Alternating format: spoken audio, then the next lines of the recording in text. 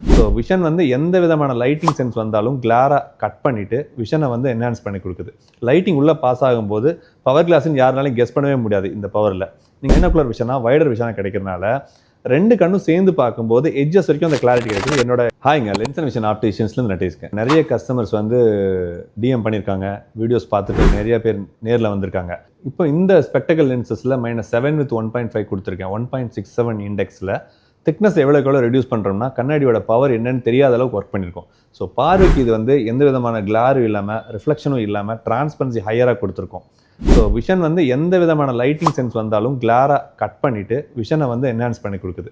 Lighting உள்ளே pass ஆகும்போது power கிளாஸ்ன்னு யாருனாலும் கெஸ் பண்ணவே முடியாது இந்த பவரில். நீங்கள் பார்த்துட்டு இருக்க இந்த கண்ணாடியோட திக்னஸ் பார்த்தீங்கன்னா கொஞ்சம் கூட வெளியில் வந்திருக்காது. உங்களுக்கு அழகாக தெரியும் பாருங்கள். இந்த விஷுவலோட சப்போர்ட்டு நம்ம பார்வைக்கு எவ்வளோ தூரம் கிளாரிட்டி இருக்குன்னா பைனாகுலர் விஷனாக வைடர் விஷனாக கிடைக்கிறனால ரெண்டு கண்ணும் சேர்ந்து பார்க்கும்போது எட்ஜஸ் வரைக்கும் அந்த கிளாரிட்டி கிடைக்குது. என்னோட கண் எங்கெல்லாம் நகருதோ அங்கெல்லாம் பார்வையும் இருக்குது. நார்மல் விஷனில் இதெல்லாம் கிடைக்காதனால இந்த கிளார் அப்சர்வ் ஆகி தலையும் சேர்த்து திருப்புற மாதிரி ஒரு ஃபீல் ஆகுது. ஸோ இங்கே நான் உங்களை பார்த்துருக்கிற அதே விஷன் சைடில் பார்க்குற மாதிரி இருந்ததுன்னா தலையை திருப்பணும், அந்த சென்ட்ரிங் வந்து இப்போ மாற்றிக்கலாம். விசிபிலிட்டி பாருங்கள் எந்த அளவு இருக்குன்னு. என்ன க்ளோஸாக வாட்ச் பண்ணும்போது உங்களுக்கு அந்த ஃபீல் கிடைக்கும் பாருங்கள், கிளாரிட்டி எப்படி இருக்குன்னு. ஸோ அதே கிளாரிட்டி டிரைவிங்கோட சப்போர்ட்டும் நார்மல் வாக்கிங் போகும்போதும் உங்களுக்கு அந்த ஃபீலோட ஷார்ப்னஸை அதிகப்படுத்தி கொடுக்கும். கிளாரை 93% டிரான்ஸ்பரண்ட்டாக மாற்றுறதுனால இதோட அக்யூரசி ஃபுல்ஃபில் பண்ண முடியுது.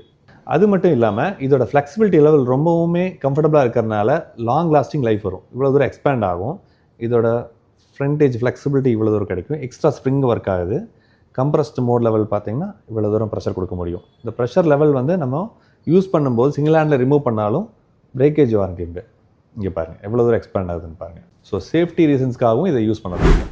ஹை ஸ்லிப்பரி கொடுத்துருக்கனால வாட்டர் ரெசிஸ்டன்சி ஃபுல்ஃபில் ஆகுது. டிரைவிங்லேயும் நைட் டைமில் ட்ராவல் பண்ணும்போதும் ரெய்னி சீசனில் வாட்டர் ரெசிஸ்டன்சி ஃபுல்ஃபில் ஆகுது.